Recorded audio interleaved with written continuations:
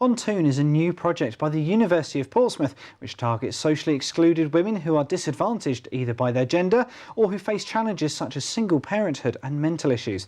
The project aims to develop a free digital toolkit to improve their digital skills with which to access the labour market.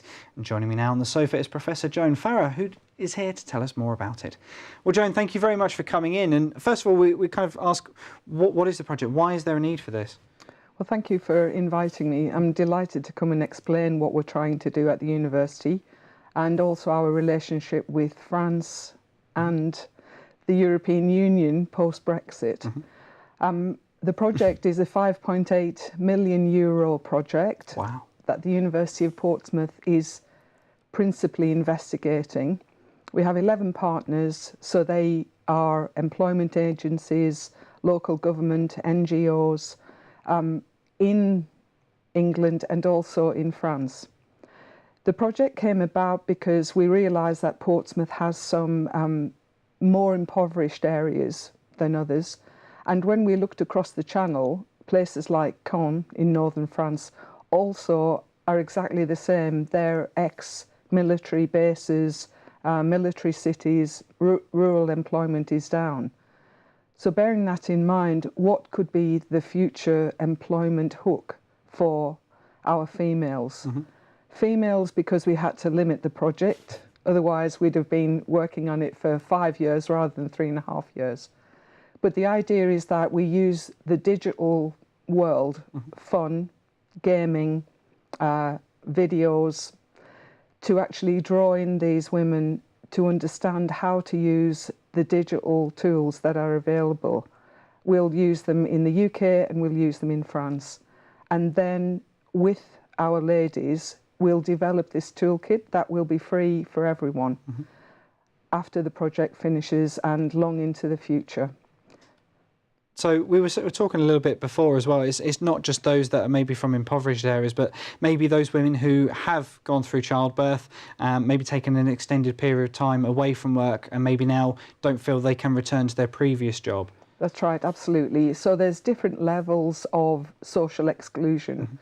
The obvious ones are women who are maybe less affluent, who don't have computing at home or the internet, let's say. Then there's a middle raft of women that have been identified who are absolutely brilliant at social networking, Facebook, ordering online, who could also use those skills and transfer them into new employment. And then the top level are women who do have skills, so they could be ex-office workers or teachers who then want to return to work and need to develop their digital skills. And then the last group is our mums who need to understand about the digital world that's coming. So digital isn't just computing. No. It's everything connected to the internet. And it sounds like it's quite an important project for the university to be involved in. It costs quite an awful lot of money, but what's the hopes that it'll have as an impact on the job market? Well, we're hoping to reintroduce 1,600 women in the UK and France into work. So that'll be possibly better jobs than they have already. So using the upskilling, so the learning by doing, whether they're putting on a performance or a fashion show or they're creating games, the digital isn't the important element.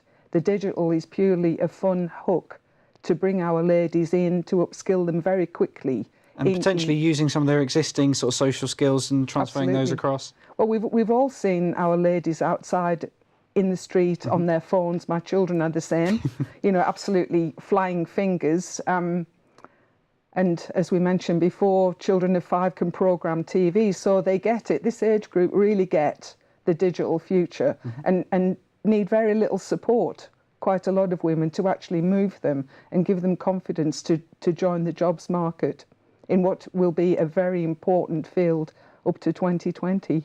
Fantastic. Well, it sounds like it's an incredible project, one that maybe a lot of our viewers would like to get involved with. So how do they go about sort of signing up? Well, thanks for the opportunity to put that call out. At the moment, we're building a database, and then we hope to call on specific groups of ladies. So there's a website.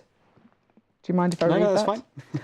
So it's www.innovation cci.port.ac.uk.